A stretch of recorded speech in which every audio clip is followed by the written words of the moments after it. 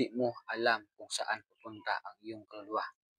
Ngayong buhay ka pa, dapat mo nang tanggapin si Jesus Christ. Dahil ang kamatayan ay hindi po natin alam kung saan, kailan mangyayari sa ating buhay. Tulad ng mga tao nakasakay sa airplane. Hindi nila alam, masaya sila, no? May mga plan sila sa buhay nila, pero hanggang doon lang sa airplano, bumagsak, binawian ng buhay. Kaya ikaw kapatid, accept Jesus Christ. Mapagpalang hapon mga kapatid, mga kaibigan. So ating panoorin ang video na nangyari isang airplane na na-crash doon sa Indian Airport. Ating panoorin mga kapatid.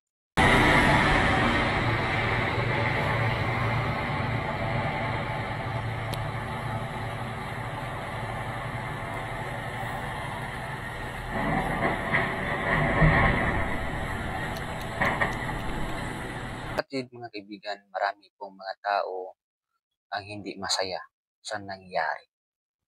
Pangit yung mga taong yun na nandoon sa airplane, nakasakay, ay hindi nila alam na yun na pala ang kanilang last na buhay. Okay? Pero ano kaya ang masasabi natin according sa Bible? Sa James chapter 4, verse 13 and 14.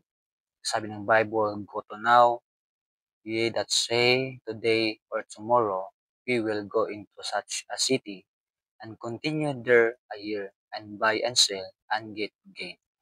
Verse 14, whereas ye know that what ye shall be on the morrow, for what is your life?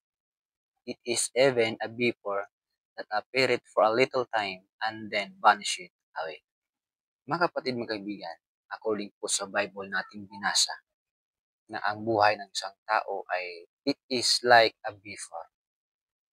Mga kapatid, ang buhay ng isang tao ay hindi po natin hawak. Hindi po natin alam ang mga pangyayari. Ngayon, bukas, sa makalawang araw, in Hebrews 9:27, and as it is appointed unto men once to die, but after this, the judgment.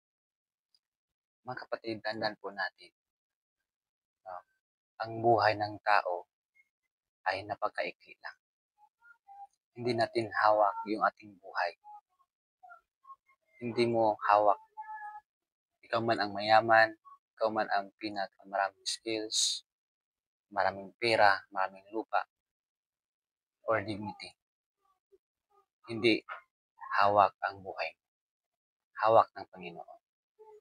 Pero isang tanong lang sana. Before nangyari yon, ay sana ay nakatanggap sila ni Jesus Christ bilang tagapagligtas ng kanilang kaluluwa. Dahil pag hindi nila natanggap si Jesus Christ bilang tagapagligtas sa kanilang kaluluwa, mga kapatid, mga kaibigan, yung mga pangyayari na sumabog, na-crash yung airplane doon sa airport, talagang napakasakit yun. Sila yung nasunog, grabe yung mga nangyari. Sila yung natakot, no? While na yung aeroplano ay pababa, sila po ay nakaramdam ng takot.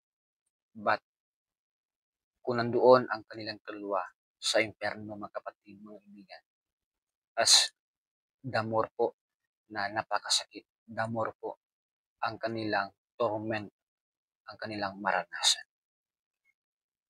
Napaka-sad po ang mga pangyayari.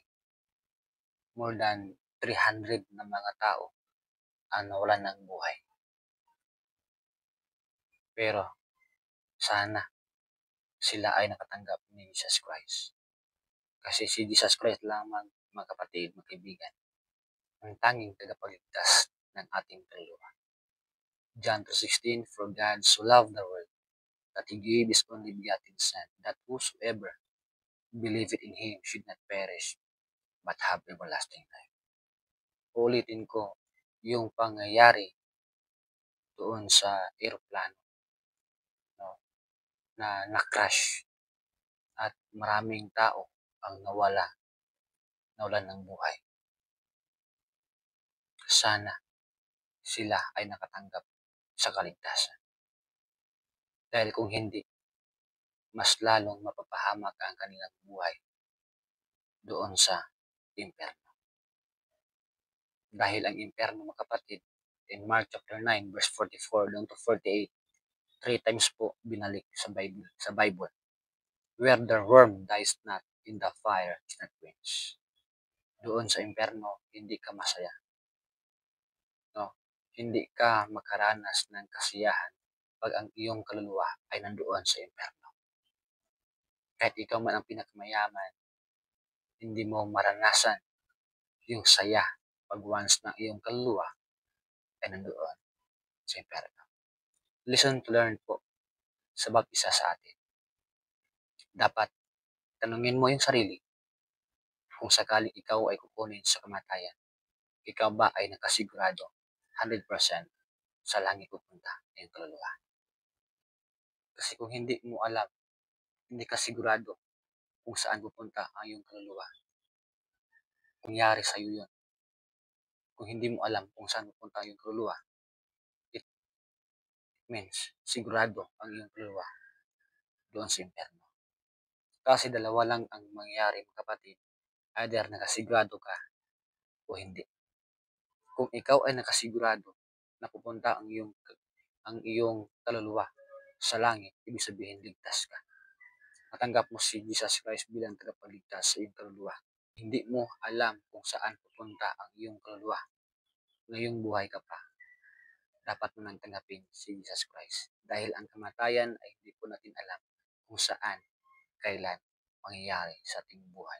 Tulad ng mga tao nakasakay sa airplane. Hindi nila alam, masaya sila, no? May mga plan sila sa buhay nila, pero hanggang doon lang sa airplane, bumagsak, binawian ng buhay. Kaya ikaw, kapatid, accept Jesus Christ, tagapagligtas sa iyong kaluluwa. Maraming salamat. God bless.